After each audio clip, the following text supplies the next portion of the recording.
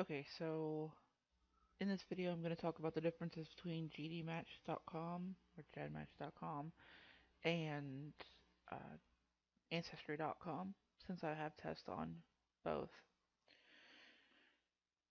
On Ancestry you get a little bit different, like these three different blocks. I have my family tree, I have my DNA, and then this is for my hit. So we're going to look at DNA.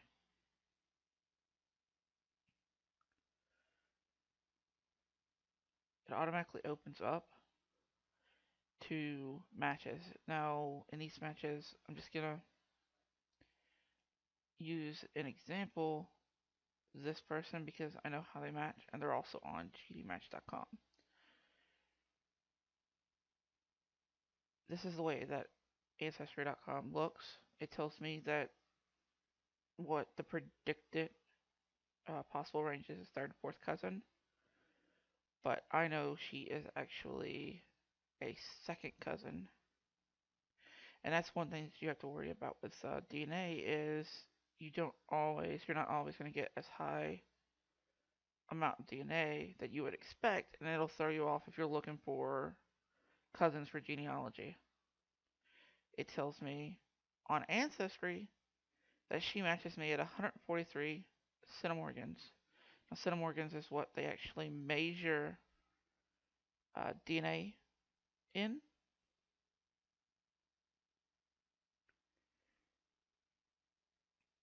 And then down at the bottom, it'll give you, we know that this is how we match on here.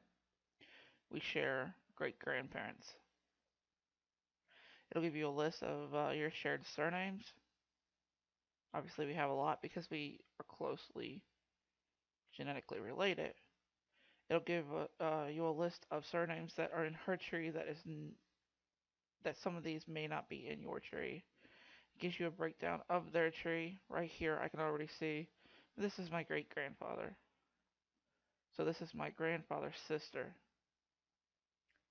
So I know that this is how we're related.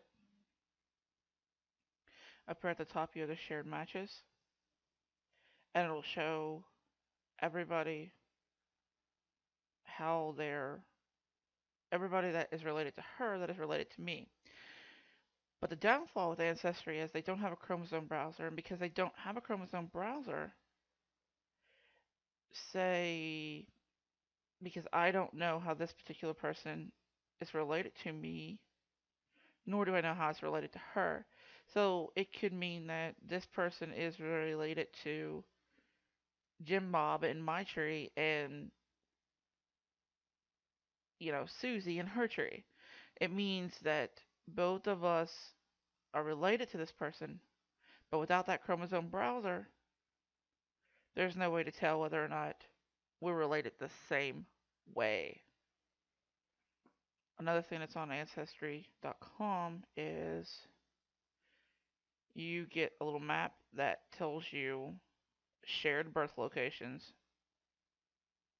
Now, this is based on her tree versus based on my tree. Like, down to Gallatin in Kentucky, I know that that's where we're connected, is Gallatin, because that's where our grandparents and great grandparents and parents are from. So, but farther back looking, say somebody that you don't know how you're related, this is useful because it gives you an idea. You can go scroll in all the way down to the map, to the country, even farther if you want. It says blue is my dots, orange are her dots, and then green is where we both have relation. Uh, we have people in our tree that is from the same area, and it gives you an idea so that you can look back and say, well, maybe this could be how we are connected because our family's from the same area.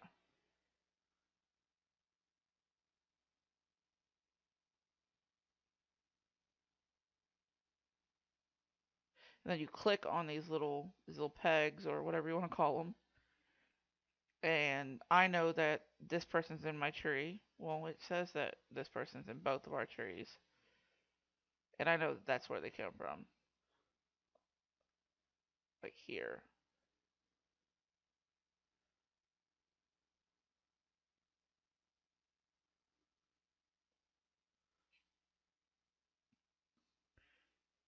And then up here at the top also, it has DNA circles.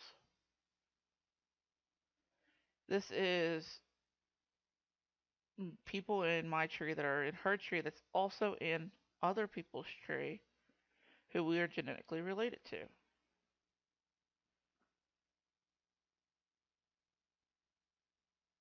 So we have new ancestry discoveries. Now, with the ancestry discoveries, these are people who most likely somehow or another fit into our tree. So that's why they're a hint. But I don't know how this person fits in my tree. Then down here, you have the DNA circles. Let me see here. Let's just go on and use this one. As you see, here she is again in this tree. These are all the people who are in this DNA circle.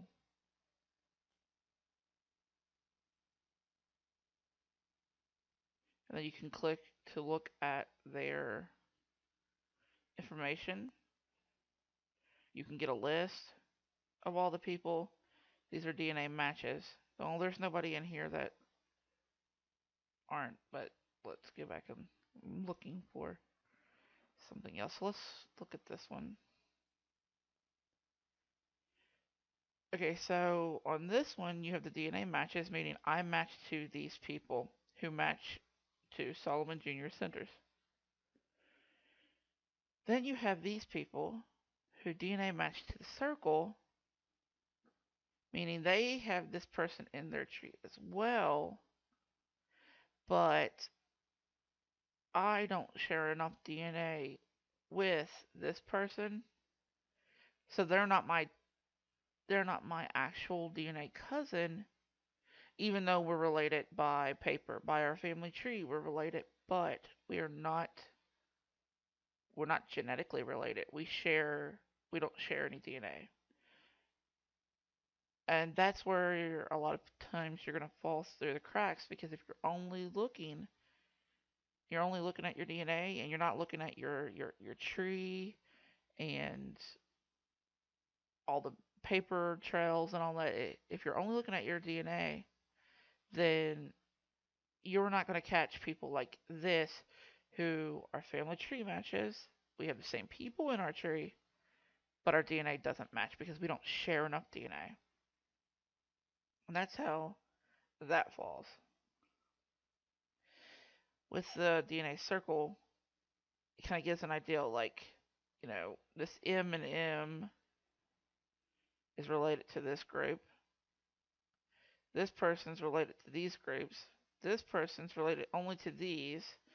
So this person is most certainly related to this person, but they don't share DNA, but they share DNA with them.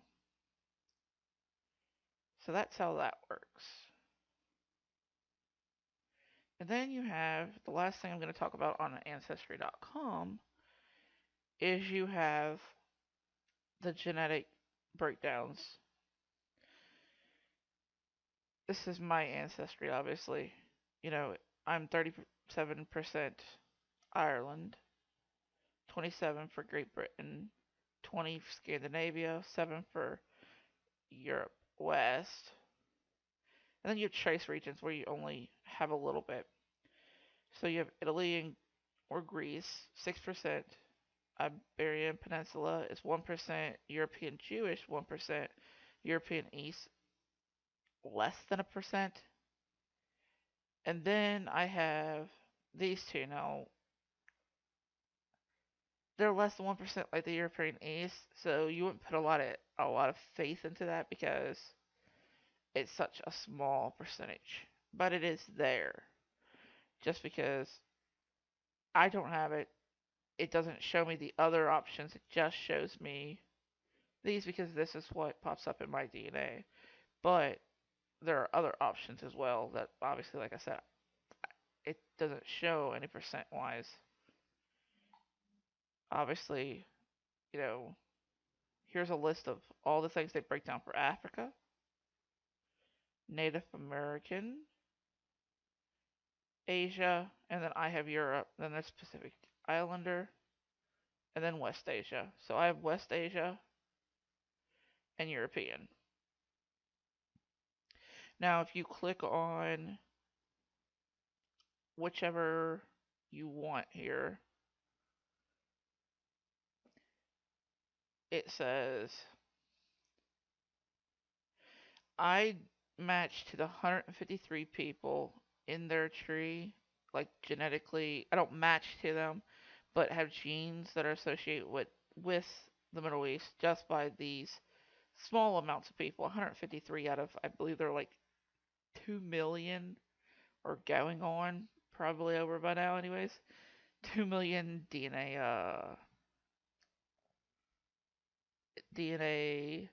members, I guess.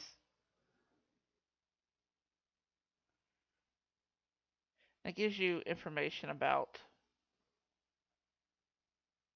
everything. I'm not going to go over everything. I'm just giving you the ideal.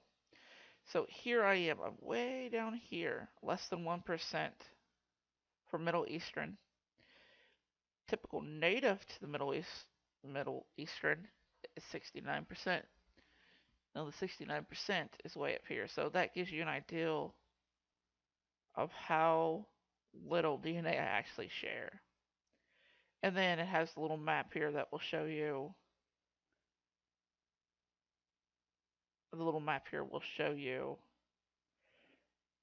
most likely from this area, but then could be any of these areas. Let's see. So let's look at Irish. Even then, I'm 37%, so this is about where I fall. Well, people from Ireland typically are considered 95% Irish, meaning they still have other influences, but 95% of them will have very high rates of Irish. And then obviously, it shows on the map. This is where that comes from. So let's look at one other. I'll look down here. Like like on this one, I'm way down here. Typical is 72%. And then this said most likely it's from these countries, Greece, Italy, these areas, but could be any of these areas really. And like I said, more information down here gives you all types of information.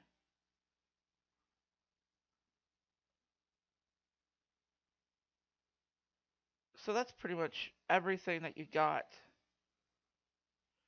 for Ancestry.com. Now, currently, right now, being as it's going into Christmas season, they're on sale for I believe it's $69.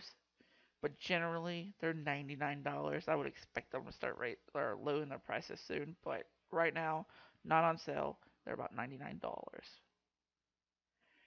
Now over here we have gedmatch.com. Obviously, it's not as pretty as Ancestry.com, but it gives you all the information. Now this here says I have a very low amount of uh, Native American. If we look over here, if you remember, it said I don't have any. Central European. So what would be considered Central European? That's the big issue when you're looking at the difference between the websites is they could be written differently or they just they don't look the same, so you gotta kind of figure it out a little. Central European right here, it says 7.27%. So that would be, I'm guessing, I have European East, European Jewish, and European West. Well, that's 7, 8%. It's a little over 8%. Um, Italian. You can look over here if you remember. I have 6% Italian. Well, Italian here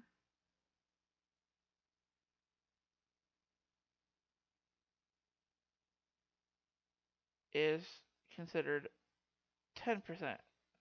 So here, Italian is 6%. Here, it's 10%. And the reason for that, like I said before, it's how they test. Like, what markers of your DNA they use per each different test. So it's saying that I have 10% on gedmatch, only 6 in Italy. Like here's another one. Iberian Peninsula. It says I have 1%. Let's go look over here. 15%. Wait, that's a huge difference there. But like I said, it's once again, it's how the different websites test. And it gives you a link up here to a blog that will explain more. I just want to point that out there because I, if you get too stuck on, well, it says, Iberian or Italian, whatever it is. If it says that, then you say, well, you've got to be from that area. But you're forgetting that back here on the Iberian Peninsula, most likely Spain, but could be parts of France, Morocco, different, or even more. You can part of United Kingdom, um, Switzerland, Italy. Well, then that kind of pours over into European West, which is France, Switzerland, the top of Italy, Germany. It's just they're just lines.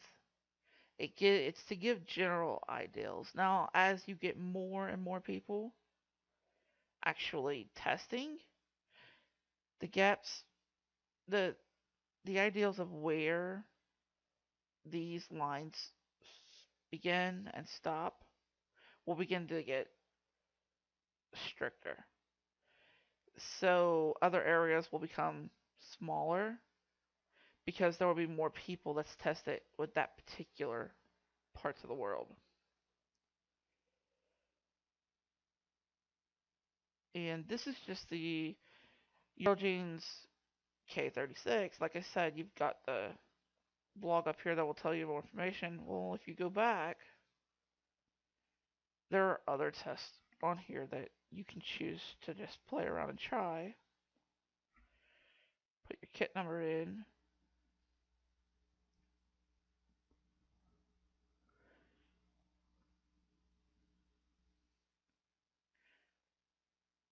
And it seems like forever while it's testing.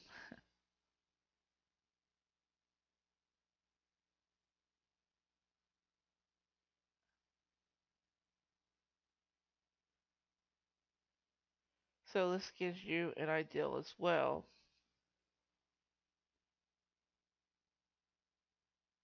Like this puts West Asian higher than if you go back over here, which is West Asia. So about 1% for West Asia Ancestry. Well, it's 7.5% on the MDLP World 22. Once again, you have information up here at the top taking you to a blog that will give you information about each different uh, populations here. If we look at another,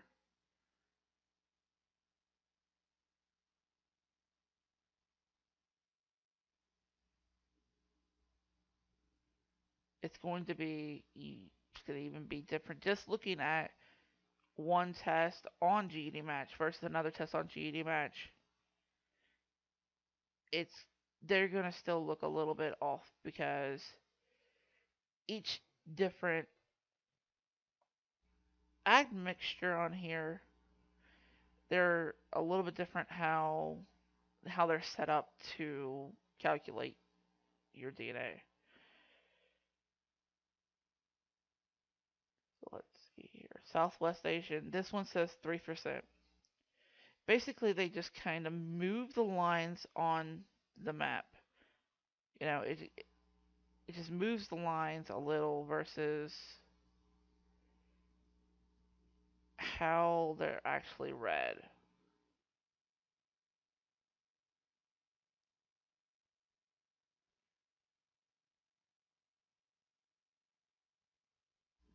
But you're not gonna hurt anything on gedmatch. You can look at the different options, read about whatever. Right here, it's a little bit different. It's not as easy as it is on Ancestry.com because you will have your different kits. You can upload. This is for your family tree. This right here is not free. These things right here, they take a donation.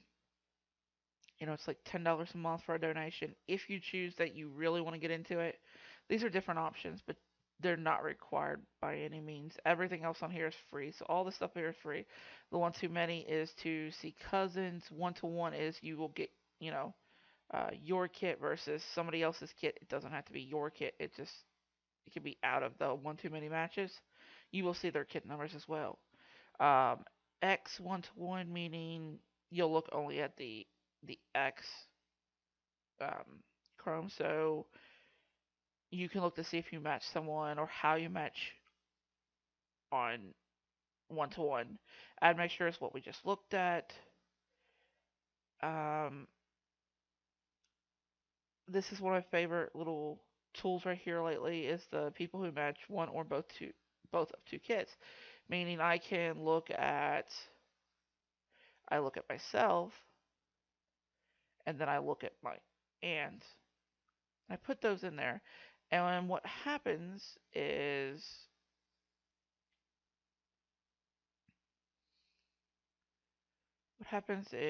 let's see here. So we'll do my kit, her kit, and display results.